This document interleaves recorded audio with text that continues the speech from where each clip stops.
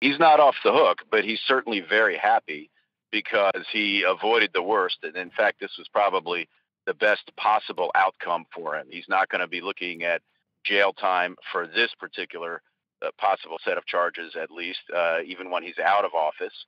And on the issue where he was particularly vulnerable, obstruction of justice, it was apparently a very close call.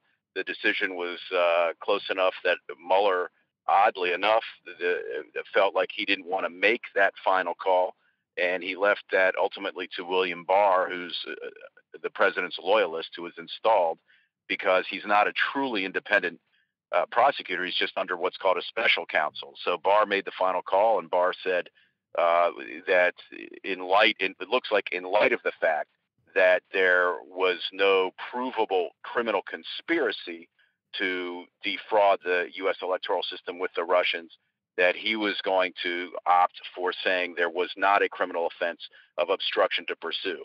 So right now, the president is, in fact, in a very good situation, but the underlying conduct remains very, very troubling, and specifically on the obstruction of justice count, the special counsel specifically said he was not exonerated.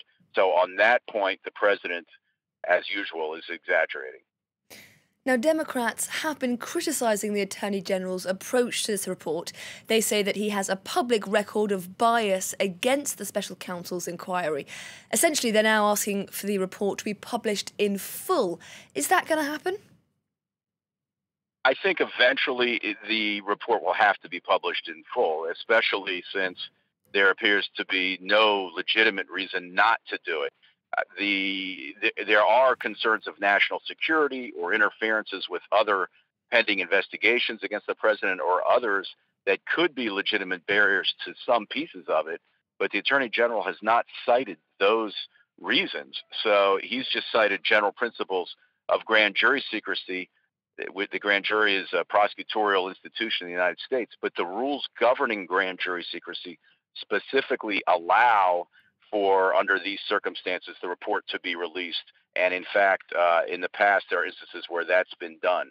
So I think that that ultimately the Congress is going to insist that the report be released in its entirety. It's really not tenable in any way that a 4-page summary from a Trump ally as the Attorney General can substitute for what might be a several hundred-page report with several hundred other pages of exhibits. So it's just a matter of time.